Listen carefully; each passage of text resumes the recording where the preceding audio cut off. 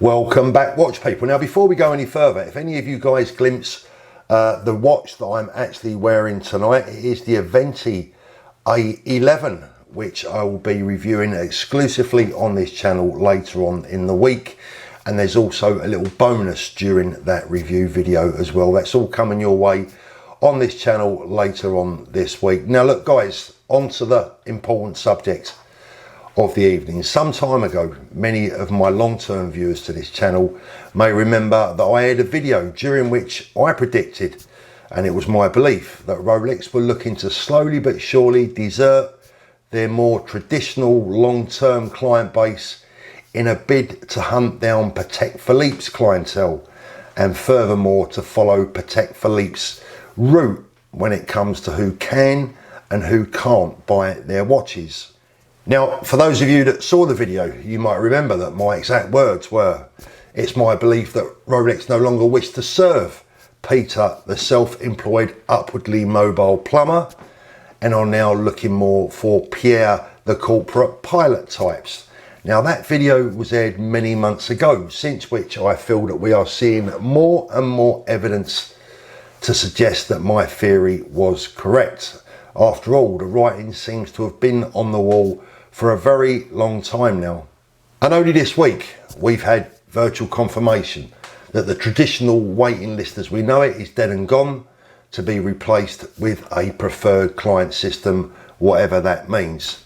Now guys, if we needed any up to the minute confirmation of what's going on, then I'd like you to consider an email that I received just this afternoon that I'm going to read out to you word for word in just a couple of moments, from one of the viewers to my channel who returned home today somewhat perplexed after a rather fruitless visit to an authorised Rolex dealership. I'm going to read you his email in its entirety and then I'm going to further comment on it. It simply states, "Dear Paul, on the way home from test driving a vehicle that my son and I had been to view, we passed an authorised Rolex dealer, and whilst in the area decided to have a look around and to introduce ourselves. The following is an accurate and just about word for word transcript of the conversation that I had with the sales representative, which I found somewhat disturbing. And it went as follows. Hello, can I help? Sure, I just wanted to discuss the situation and see whether you, which I very much doubt, have any stainless steel sports models in stock. Obviously not, we can't get them. I understand that, let me explain. I've recently moved back from the UK, from France, where I've purchased 6 stainless steel Rolex watches from an authorised dealer over the last 8 years. Oh, that's nice. And what can I do for you then? Well, since you are now my local authorised dealer, I wanted to introduce myself as a client, or as a potential client. But we don't know you, sir. Yes, I know you don't know me, however, I'm happy to bring in my watches, show you my collection and the receipts, and prove to you that I'm not a flipper. Then maybe you can help me with anything that I might want to add to my collection. That doesn't really matter, but if you bring them in for a service, then we can talk. How many will I need to bring in for a service before you would consider putting me on your waiting list? Probably a few. Do you not think that's a little bit unreasonable? Well, we actually don't have any waiting lists anymore anyway. Yes, I've heard this. So what's the new criteria then? We have to know you. You have to know me. Yes, frankly, we have to trust you and you have to be local to us. Are you local? Well, that depends on what you mean local. I don't live far away, but I don't live next door either. Well, sorry then, but in that case, you can only buy our normal watches. To which my viewer simply replied, well, sorry, I don't collect normal watches. I only collect watches that I like. And upon that, he said his goodbyes. Now look guys, I'm not going to get into naming the authorised dealer concerned. I think I've done enough AD bashing over the last few months. Not that I haven't deserved it, but you know, it is what it is. But again, the attitude is pretty appalling, isn't it, really? And I'll say this, I think that Rolex are on the verge of potentially making a massive faux pas here, unless they are really very, very careful and think out what they're doing very carefully indeed, and I'll tell you why. Look, let's get something straight here and let's be clear. Probably 90%, and I sold Rolex for best part of 4 decades. I think I know a Rolex customer when I see one.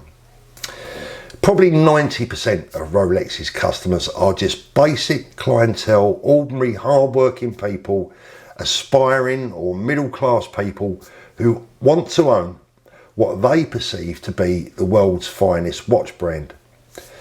Now, this is where we need to be straight on something.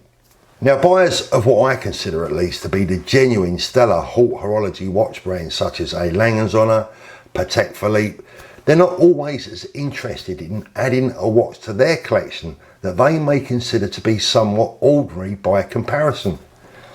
And I believe that Rolex still have some way to go before they can corner the more affluent Patek market and their genuinely uber wealthy clients that are often in a different league to the vast majority of Rolex buyers.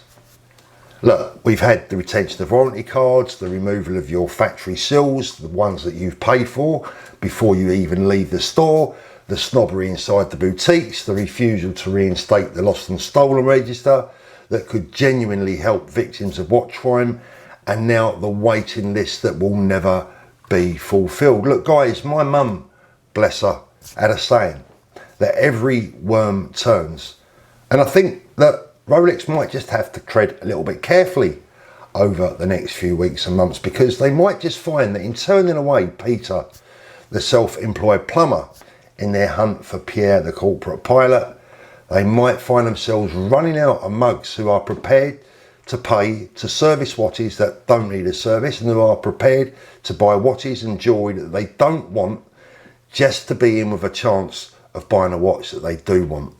And guys, something that I've told you 100 times before, when it comes to being the best known watch brand in the world, Rolex are the kings, the king of all time.